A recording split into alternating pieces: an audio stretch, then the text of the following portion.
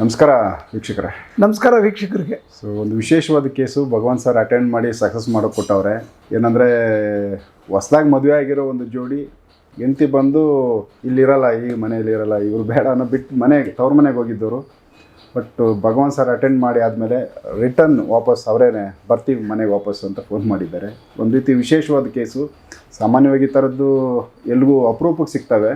But ಇದು ಯಾಕೆ ಹಿಂಗಾಯಿತು ಅದ್ರ ಬಗ್ಗೆ ಡೀಟೇಲು ಭಗವಾನ್ ಸರ್ ಕೊಡ್ತಾರೆ. ಫಸ್ಟ್ ಅವ್ರ ಜೊತೆ ಮಾತಾಡ್ಬಿಡ್ತೀನಿ. ಅವ್ರು ಮಾತಾಡಲಿ ಕ್ಯಾಂಡಿಡೇಟು, ಆಮೇಲೆ ಅದು ಕೇಸ್ ಏನಿತ್ತು ಅಂತ ಭಗವಾನ್ ಸರ್ ಎಕ್ಸ್ಪ್ಲೈನ್ ಮಾಡ್ತಾರೆ. ಸರ್ ನಮಸ್ತೆ. ಹಾಂ ಸರ್ ಸುಮಾರು ಅಂದರೆ ತುಂಬ ಅಪರೂಪದ್ದು ಈ ಥರದ ಕೇಸುಗಳು ಸಿಕ್ಕೋದು. ಬಟ್ ನಿಮ್ಮ ಕೇಸ್ ತುಂಬ ಆಶ್ಚರ್ಯ ಕೊಡ್ತದೆ. ಹೇಳಿ, ಡೀಟೇಲ್ ಆಗಿ ತಿಳಿಸಿ. ಆಶ್ಚರ್ಯನೇ ಪಡಬೇಕು, ಆ ಥರ ಇದೆ ಸಿಚುವೇಶನ್. ಎಲ್ರು ಕೇಳಿದ್ರೆ ಎಷ್ಟು ದೇವಸ್ಥಾನ ಹೋದ್ರು ಎಲ್ಲೂ ಅದು ಪರಿಹಾರ ಆಗ್ಲಿಲ್ಲ. ಅದು ನನ್ನಲ್ಲೇ ನೆಗೆಟಿವ್ ಎರಡು ಗಂಡು ಆತ್ಮ ಮತ್ತೆ ಒಂದು ಹೆಣ್ಣು ಆತ್ಮ ಸೇರ್ಕೊಂಡ್ಬಿಟ್ಟಿದ್ ನನ್ನ ಬಾಡಿನಲ್ಲೇ ನೆಗೆಟಿವ್. ಅದ್ ರಿಮೂವ್ ಮಾಡಿದ್ಮೇಲೆ ಒಂದ್ 3 daysಗೆ ನಮ್ಮ ಮಿಸ್ಸಸ್ ಫೋನ್ ಮಾಡಿದ್ರು. ನನ್ಗೆ ಆಶ್ಚರ್ಯ ಆಗ್ಬಿಡ್ತು ಸರ್. ಸೊ ಅವ್ರು ಏನಕ್ಕೆ ಹೋದ್ರು ಕಾರಣ ಗೊತ್ತಾ ನಿಮ್ಗೆ? ಯಾಕೆ ಹೋದ್ರು ಅದೇನಾದ್ರು ಕನ್ಫ್ಯೂಸ್ ಇದೆಯಾ, ಇಲ್ಲ ಏನಾದ್ರು ಸಣ್ಣದು ಇನ್ಸಿಡೆಂಟ್ ಆಯ್ತಾ ಮನೆಯಲ್ಲಿ? ಯಾಕೆ ಅವ್ರು ಮನೆಯಿಂದ ಆಚೆ ಹೋದ್ರು? ಸರಿ, ಇಲ್ಲ, ಅದು ಮದ್ವೆ ಆಗಿದ್ದ ಟೈಮಲ್ಲಿ ಅದು ನಮ್ಮಿಬ್ಬರನ್ನು ಒಟ್ಟಿಗೆ ಇರಕ್ ಬಿಟ್ಟಿಲ್ಲ. ಅದು ನೆಗೆಟಿವ್. ಸೊ ಹಂಗಾಗಿ ಅದು ಗುರುಗಳ ಹತ್ರ ಕೇಳಿದಾಗ ಫೋಟೋ ಕಳ್ಸ್ಕೊಡಿ ಅಂತ ಹೇಳಿದ್ರು. ಫೋಟೋ ಕಳ್ಸ್ಕೊಟ್ಟೆ. ನಂದು ಫೋಟೋ ಕಳ್ಸಿದ್ಮೇಲೆ ನಿಮ್ಗೆ ನೆಗೆಟಿವ್ ಐಟಮ್ ಇದೆ ಅಂತ ಅಂದ್ಬಿಟ್ಟು ಹೇಳಿದ್ರು. ಸರಿ ಅನ್ಕೊಂಡು ನಾನು ಆಯ್ತು ಅಂದ್ಬಿಟ್ಟು ಹಿಂದೆ ಮುಂದೆ ನೋಡಿಲ್ಲ. ಒಂದ್ ಸ್ವಲ್ಪ ಅಮೌಂಟ್ ಹೇಳಿದ್ರು.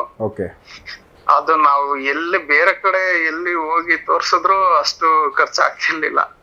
ಎಲ್ಲ ಒಂದ್ 50,000 40,000 ಈ ತರ ಕೇಳಿದ್ರು ಸರ್. ಬೇರೆ ಕಡೆ ಬಟ್ ಆದ್ರೂ ಪರಿಹಾರ ಆಗುತ್ತೆ ಅನ್ನೋದು ಡೌಟು.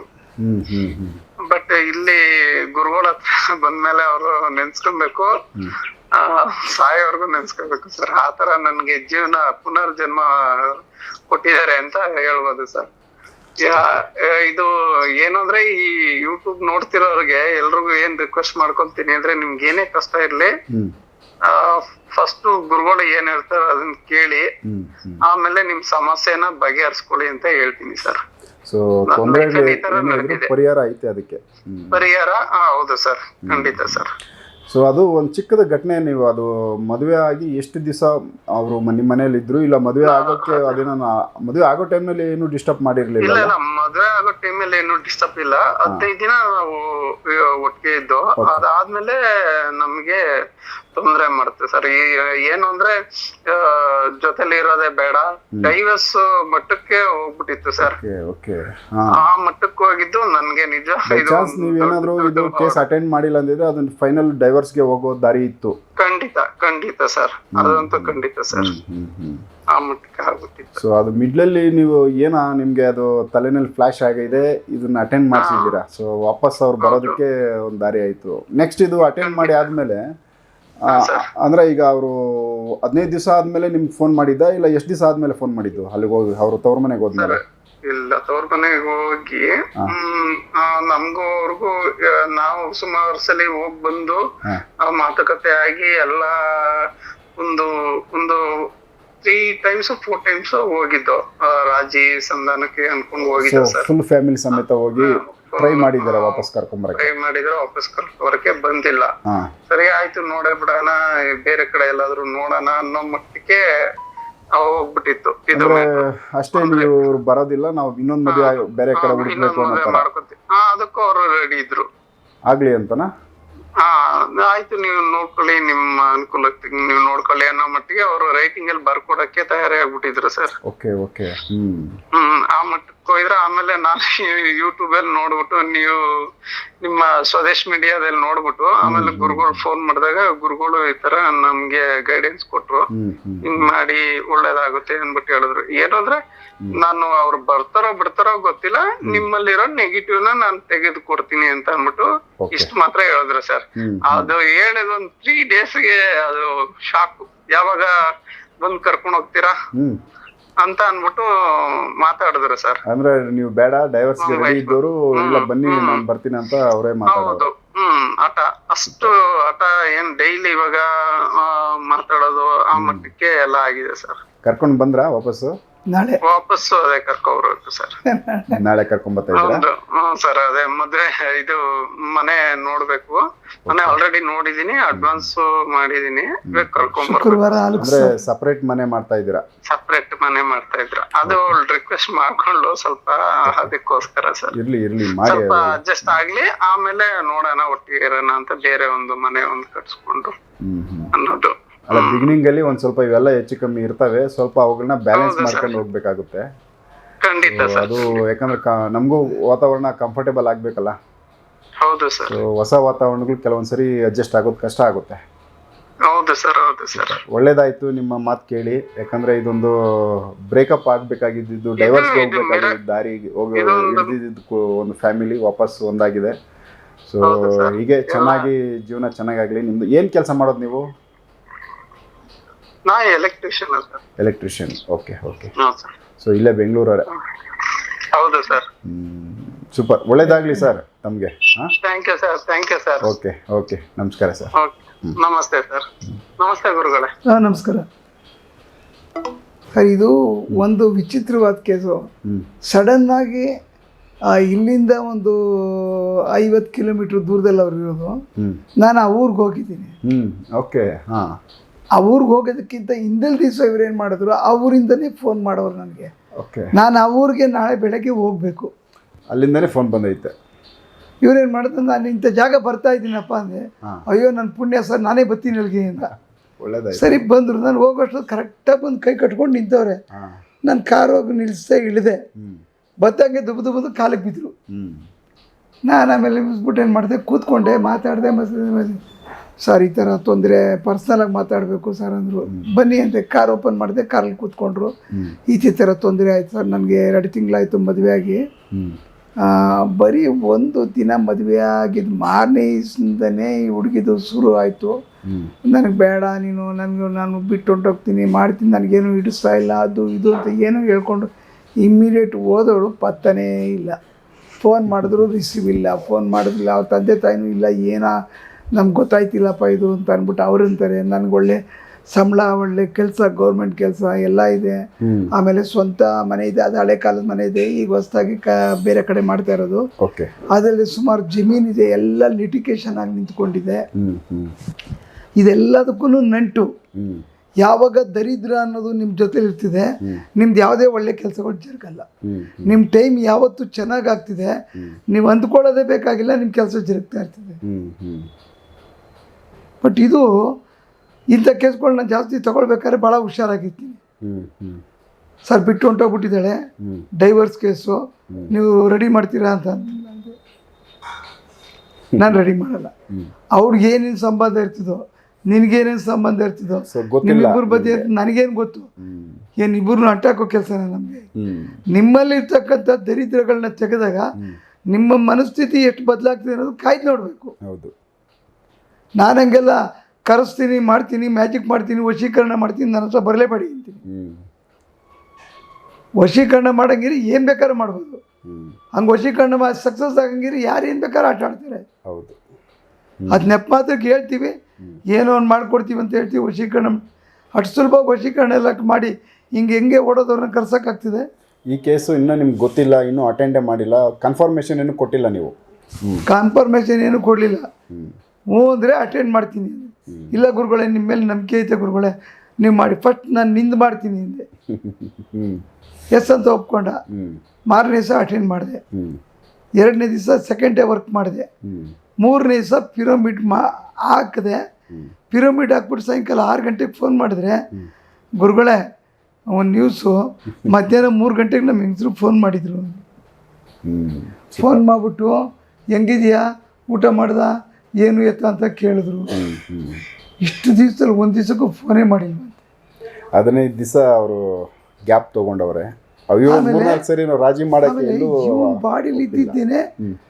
ಕೆಲವು ಅವಳನ್ನ ದೂರ ಮಾಡೋದಕ್ಕೆ ಪ್ರಯತ್ನ ಬಿದ್ದಿತ್ತು ಅಂತ ಒಂದು ಲೆಕ್ಕಾಚಾರ.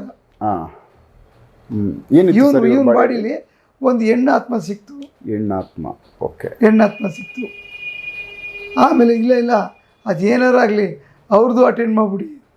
ಅವ್ರದ್ದು ಬಂದ ಹಿಂದೆ ಅವ್ರದ್ದು ಅಟೆಂಡ್ ಮಾಡ್ಬಿಟ್ಟೆ. ಓಕೆ ಆಯಮ್ಮ ಆವಾಗಿಂದ ದಿವ್ಸಕ್ಕೆ 3 ಸರಿ ಫೋನ್ ಮಾಡ್ತಾವ್ರೆ. ಓಕೆ ಅವರಲ್ಲಿ ಏನಾನ ಇತ್ತಾ? ಅವ್ರದ್ದು ನೆಗೆಟಿವ್ ಜೆಂಟ್ಸ್ ಇತ್ತು. ಓಕೆ ಎರಡು ಆಪೋಸಿಟ್ ಆಪೋಸಿಟು. ಅವಾಗ ಹೊಂದಾಣಿಕೆ ಬರಲ್ಲ. ಅವ್ರಿಗೆ ಸೀಮಿತ, ಇವ್ರಿಗೆ ಸೀಮಿತ. ಸೊ ಡಿವೈಡ್ ಮಾಡಿಸ್ತಾ ಇತ್ತು. ಸೊ ಅದನ್ನು ತೆಗೆದ ತಕ್ಷಣ ಏನು ಬೆಳಗ್ಗೆ ಮಧ್ಯಾಹ್ನ ಸಾಯಂಕಾಲ ಡ್ಯೂಟಿ ಮಾಡ್ತಾ ಇದ್ದೀನಿ ನಮ್ಮ ಬಿಡ್ತಾ ಇಲ್ವಂತೆ. ಜಾಸ್ತಿ ಅಟ್ಯಾಚ್ ಆಗಿದೆ. ನಿನ್ನೆ ದಿವಸ ಆ ಹುಡುಗಿ ಮನೆಗೆ ಕರೆಸ್ಕೊಂಡವ್ರೆ. ಕರೆಸ್ಕೊಂಡು ಇವ್ ಮನೆ ನೋಡಿದಾರೆ. ಈಗ ಅದಕ್ಕೆ ಶುಕ್ರವಾರ ಸಾಲು ಕುಸ್ಬೇಕು, ಗುರುವಾರ ಅಂದರೆ ನಾಳೆ ಮಧ್ಯಾಹ್ನ ಅಮ್ಮ ಅವ್ರ ಮನೆಗೆ ಹೋಗ್ತವ್ರೆ. ಒಳ್ಳೇದಾಯ್ತು. ಮನೆಗೆ ಹೋಗ್ತಾರೆ. ಶುಕ್ರವಾರ ಹಾಲು ಕೂಸ್ತವ್ರೆ.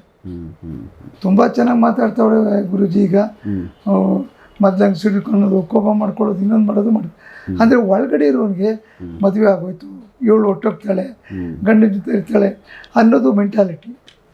ಅದು ಹೋಗೋದಕ್ಕೆ ಬಿಡಲ್ಲ. ಅಂದರೆ ಈ ಥರ ನೀವು ಮಲ್ಟಿಪ್ಲೈ ಮಾಡಿದ್ರೆ ಎಷ್ಟು ಜನ ಡೈವರ್ಸ್ ಕೇಸಲ್ಲಿ ಹೋಗಿರ್ಬೋದು. ಸಾಮಾನ್ಯವಾಗಿ ಇದು ಮನುಷ್ಯನ ಆತ್ಮಗಳಲ್ಲಿ, ಅಂದರೆ ದೇಹದಲ್ಲಿ ಆತ್ಮಗಳು ಸೇರಿಕೊಂಡು ಡೈವರ್ಸ್ಗೆ ಇವೇ ದಾರಿ ಮಾಡ್ತಾ ಇದ್ದಾವೆ. 90% ಜನಕ್ಕೆ ನಂಬಬೇಕಾದನ್ನು ಹೇಳೋದು ನನ್ನ ನಂಬಿಕೆನೇ ಫಸ್ಟು.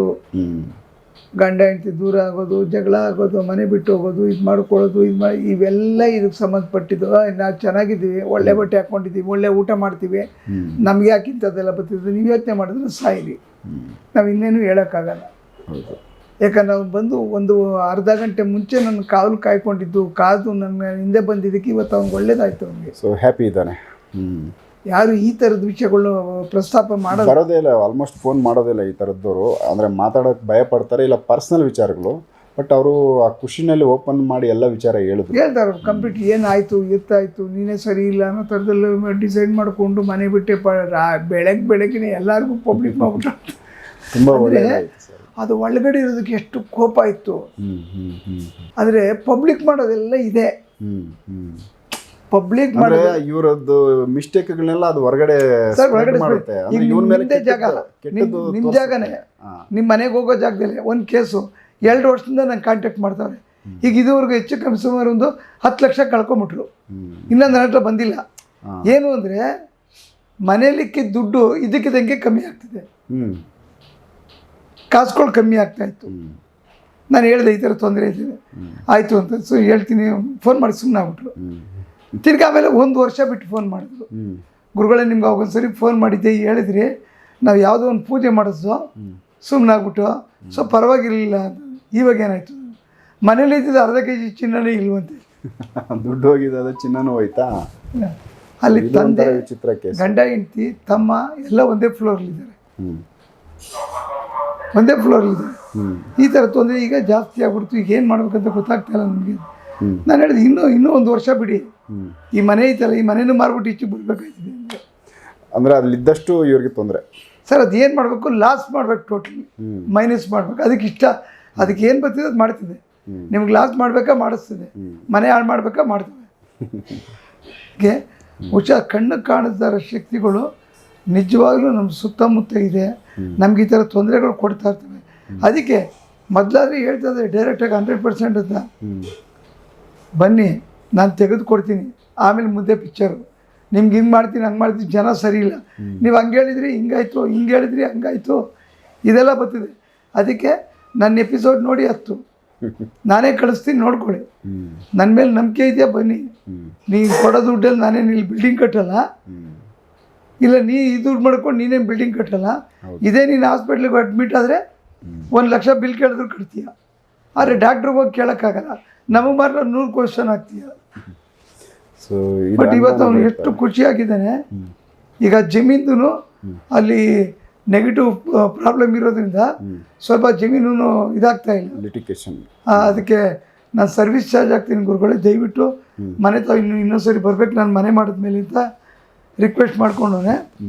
ನಮಗೆ ಎಷ್ಟು ಖುಷಿ ಆಗ್ತಿದೆ ಸರ್, ಅವ್ನಿಗೆ ಎಷ್ಟು ಖುಷಿ ಆಗಿದೆ. ತುಂಬ ಚೆನ್ನಾಗಿ, ಅದು ಒಳ್ಳೇದಾಗಲಿ ಅವ್ರ ಕುಟುಂಬಕ್ಕೆ. ಸೊ ಅವ್ರು ನೆಕ್ಸ್ಟ್ ಕೂಡ ಅಟೆಂಡ್ ಮಾಡಿಕೊಟ್ಟು ಅವರು ಅಂದರೆ ಜಮೀನ್ದೇನೋ ಅಲ್ಲಿ ಏನೋ ಎಫೆಕ್ಟ್ ಇದ್ದರೆ ಹೇಳ್ದ. ಈಗ ಅವ್ರು ಇಡೀ ಅವ್ರ ಫ್ಯಾಮಿಲಿ ಅವ್ರದ್ದೆಲ್ಲ ಕೇಸ್ ಕೊಡ್ತಾ ಇದ್ದಾನೆ. ಓಕೆ. ಅವ್ರ ಅಕ್ಕನ ಮಗಳು, ಅವ್ರ ಅಕ್ಕನ ಮಗ, ಸುಮಾರು ಅವ್ರಲ್ಲಿ ಕೆಲಸ ಇಲ್ಲದೆ ಕುಡ್ಕೊಂಡು ತಿನ್ಕೊಂಡು ಮಜಾ ಮಾಡ್ಕೊಂಡು ಹೊಡ್ತಾ ಒಂದು ಹುಡುಗಿ ಮದುವೆ ಆಗ್ತಾ ಇಲ್ಲ. ಆ ಕೇಸ್ಗಳೆಲ್ಲ ಈಗ ಅವ್ನು ಕೊಡೋಕ್ಕೆ ನಾನಿದೆ ದುಬೈ ನೀವು ಬರೋವರೆಗೂ ಸುಮ್ಮನೆ ಇದ್ಬಿಡು ಅಂತ ಅಂದ್ಬಿಟ್ಟು ನಾನು ರಿಕ್ವೆಸ್ಟ್ ಮಾಡಿದ್ದೆ. ಓಕೆ. ಬಟ್ ಈಗ ಮುಗೀತು. ಈಗ ಇಲ್ಲಿದೆ ಜಾಸ್ತಿ ಕೇಸ್ ಕೊಡಿದ್ದಾವೆ ಸರ್. ಸೊ ಅಟೆಂಡ್ ಮಾಡಿ ಎಷ್ಟಾಗುತ್ತೋ ಅಷ್ಟು ಮ್ಯಾಕ್ಸಿಮಮ್ ನಿಮ್ಮ ಆರೋಗ್ಯನೂ ಇಂಪಾರ್ಟೆಂಟ್ ಐತೆ. ಹೌದು ಹೌದು ಇದು ಮಾಡೋಕ್ಕಾಗಲ್ಲ, ಎಷ್ಟು ಸಾಧ್ಯ ಐತೆ ಅಷ್ಟು ಅಟೆಂಡ್ ಆಗಿ. ಸರ್ ನಾನು ನೋಡಿಕೊಂಡೇ ಬ್ಯಾಲೆನ್ಸ್ ಮಾಡ್ತೀನಿ. ನಾನು ತಲೆ ಮೇಲೆ ಹಾಕೊಳ್ಳು. ನನಗೆ ಒಂದು ದಿನ ಕೇಸ್ ಇಲ್ಲ ಅಂದರೆ ನಾನು ಕೇಳಿ ನಮ್ಮ ಹೆಂಗಸ್ರು ಆಚೆ ಕಡೆ ಅವರು ಚಿಲ್ಕ ಹಾಕ್ಕೊಂಡ್ರೆ ಫೋನ್ ಸ್ವಿಚ್ ಆಫ್ ಮಾಡಿಬಿಡ್ತೀನಿ, ಮನೆಗೆ ಬಿಡ್ತೀನಿ. ಅಂದರೆ ನಿಮಗೆ ರೆಸ್ಟ್ ಬೇಕು ಸ್ವಲ್ಪ. ಹಾಂ, ಯಾಕೆಂದರೆ ಅವ್ರು ನನ್ನ ಹತ್ರ ಬರೋರಿದ್ರೆ ಎಷ್ಟೊತ್ತಿಗಾದರೂ ಫೋನ್ ಮಾಡೇ ಮಾಡ್ತಾರೆ. ಹೌದು, ಕಾಯ್ತಾರೆ. ಸೊ ವೀಕ್ಷಕರೇ, ಇದೊಂದು ಸೂಪರ್ ಒಳ್ಳೆ ರಿಸಲ್ಟ್ ಇರೋ ಕೇಸು. ಯಾಕಂದರೆ ಡೈವರ್ಸ್ಗೆ ಹೋಗೋ ಒಂದು ಸ್ಟೇಜಲ್ಲಿ ಇದ್ದಿದ್ದು ಫ್ಯಾಮಿಲಿ, ಹೊಸ ಜೋಡಿ, ಹೊಸ ಮದುವೆ ಆಗಿದ್ದಿದ್ದು, ವಾಪಸ್ ಅದು ಸರಿ ಹೋಗೈತೆ. ಆ ಹುಡುಗ ಮಾತಾಡಿದ್ರು, ತುಂಬ ಚೆನ್ನಾಗಿ ಮಾತಾಡಿದ್ರು. ನೆಕ್ಸ್ಟ್ ಇನ್ನು ಬೇರೆ ವಿಚಾರಗಳನ್ನ, ಇದೇ ಥರದ ಕೇಸ್ಗಳು ಭಗವಂತ ಸರ್ದು ನೆಕ್ಸ್ಟ್ ಎಪಿಸೋಡ್ ಮಾಡ್ತಾ ಹೋಗ್ತೀನಿ. ಸೊ ಎಪಿಸೋಡ್ ನೋಡ್ತಾ ಹೋಗಿ. ನಮಸ್ಕಾರ. ನಮಸ್ಕಾರ.